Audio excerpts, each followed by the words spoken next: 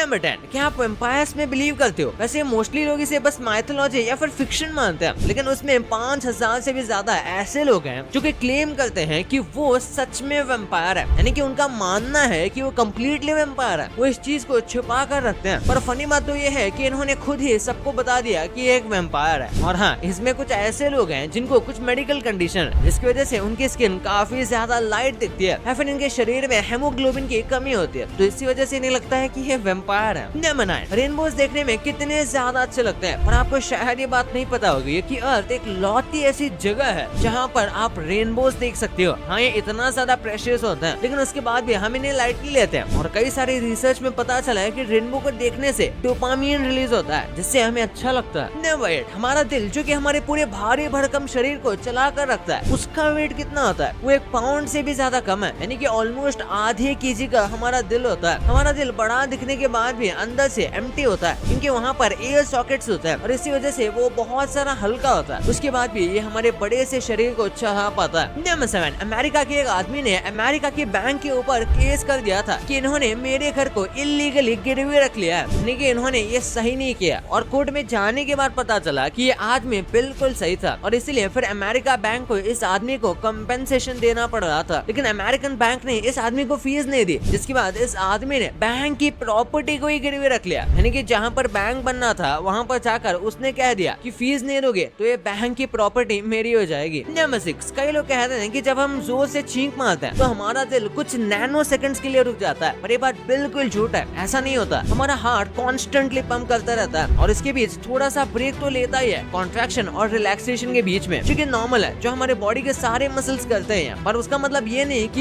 ये चीज छींक मारने की वजह से हुई है। छींक मारने से आपका दिल बिल्कुल भी रुकता नहीं, ये बस एक मिथ है। नंबर 5, वैसे तो मॉरली मेल और फीमेल में कोई भी ज्यादा फर्क नहीं है, पर बायोलॉजिकली काफी ज्यादा फर्क देखने को मिलता है अगर सिंपल से सिंपल चीजों को नोटिस करें तो। जैसे कि मेल्स जो है वो छोटी चीजें फीमेल के मुकाबले ज्यादा अच्छे से पढ़ पाते हैं, ये नेचुरल है। और यहाँ तक कि मेल के रिफ्लेक्सेस भी अच्छे होते हैं और वो डिटेल्स को ज्यादा अच्छे से देख पाते हैं, डिफरेंशिएट कर पाते हैं। और वही जो फीमेल है वो मेल्स के मुकाबले ज्यादा कलर देख पाते हैं, यानी कि फीमेल को कलर जितने ज्यादा डिफरेंट और ब्यूटीफुल दिखते हैं उतना मेल्स को हमेशा नहीं दिखते। नंबर 4, मध्य प्रदेश में रहने वाले एक आदमी को जेल हो गई थी और जेल में वो वोकेशनल जॉब मिलती है जिसमें आप कोई भी जॉब सीख सकते हो जो आप जेल के बाहर जाने के बाद कर सकते हो। तो उसमें इस आदमी ने प्रिंटिंग करना सीखा और उसके बाद जब इसे जेल से बाहर भेजा गया तो इसने फेक नोट्स प्रिंट करके घर पर ही अमीर बनने का प्लान किया और ये काम शुरू भी कर दिया था। और ऑब्वियसली कुछ ही देर बाद इसे पकड़ लिया गया और फिर इसे ही जेल हो गई, यानी कि जेल में रहकर भी गलत काम ही सीख रहा था। नंबर 3, बाकी सब मछलियों से अलग शार्क्स के पास एयर ब्लैडर नहीं होते, जिसकी वजह से शार्क्स को कॉन्स्टेंटली तैरना पड़ता है सांस लेने के लिए। अगर वो स्विमिंग करना बंद कर देंगे तो वो सांस नहीं ले पाएंगे, यानी कि वो पानी में डूब के मर सकते हैं और इसलिए उन्हें कॉन्स्टेंटली अपने आप को फिगल करते रहना पड़ता है। हाँ, इसलिए उन्हें सोते हुए भी स्विम करना पड़ता है। नंबर 2, आपने देखा होगा कि कई सारे बॉटल में इस तरीके का एक कर्व दिया जाता है और ये बस डिजाइन नहीं है, इसका काम होता है। सबसे पहले जब बॉटल को फ्रिज में रखा जाता है तो कुछ बॉटल में वाटर कंटेंट ज्यादा होता है, ऐसे में वो फ्रीज होने पर एक्सपैंड हो जाते हैं। तो ऐसे में अगर ये कर्व नहीं दिया जाएगा तो एक्सपैंड होने पर बॉटल्स टूट सकती हैं और ये कर्व एक्चुअली में बॉटल को ज्यादा स्टेबल और मजबूत बनाता है। और इसके बाद एक काम ये भी है कि इसे हाथ में पकड़ना ज्यादा आसान हो जाता है। ये डिजाइन ग्रिप के लिए ज्यादा अच्छा होता है और इसे आप पकड़ के शेक भी कर सकते हो और ये आपके हाथ में नहीं गिरेगा क्योंकि इसका शेप ऐसा है। और उसके बाद एक आखिरी काम ये भी है कि आप इसे स्क्वीज कर सकते हो। अगर आप नोटिस करोगे तो इन बॉटल्स को स्क्वीज करना नॉर्मल बोतल के मुकाबले ज्यादा आसान होता है क्योंकि ये शेप उसे फ्लेक्सिबल बनाता है। नंबर 1, टूथब्रश के अंदर आपने ये वाली लाइन कई बार देखी होगी। कई लोगों को लगता है कि ये टंग को क्लीन करने के लिए बनाई जाती है, लेकिन ऐसा नहीं है। वो लाइंस इसके नीचे होते हैं या फिर टूथब्रश के पीछे होते हैं, ब्रिसल्स के ऑपोजिट में, पर इसका काम अलग है। दरअसल कई जगह पर छोटे बच्चों के टूथब्रश कई बार नहीं मिलते और कुछ जगह पर ये नॉर्मल से ज्यादा महंगे होते हैं। तो ऐसे में जो छोटी लाइंस होती है ये बनाई जाती है ताकि छोटे बच्चे भी टूथब्रश को पकड़ सके। यूजुअली वो ऐसा नहीं कर पाते क्योंकि उनके हाथ काफी छोटे होते हैं और टूथब्रश नीचे से काफी मोटा होता है और ऊपर पतला होता है और इसलिए वहाँ पर ग्रिप दी जाती है ताकि बच्चे और अच्छे से पकड़ सके। और टूथब्रश की बात कर ही रहे हैं तो एक बार देख लो दुनिया के सबसे छोटे टूथब्रश को। ये बहुत सारा क्यूट तो है पर उसी के साथ ये काम भी अच्छे से कर लेता है। इसे देखकर लगता होगा कि इतने अच्छे से वर्क नहीं करता होगा, पर ये एकदम अच्छे से ही वर्क करता है और ऑब्वियसली बड़े वाले टूथब्रश जितना एफिशिएंट नहीं है। भाई ये तो आपको पता चल गया, पर आप इन एनीमे या फिर कार्टून्स के डार्क एपिसोड्स को नहीं जानते थे। आप जो ये बचपन में खिलौने खेलते थे ये कैसे चोरों को पुलिस से बचाते आ रहे थे और कैसे चाइना में बस हमेशा बच्चे की तरह एक्टिंग करते हो तो आप करोड़पति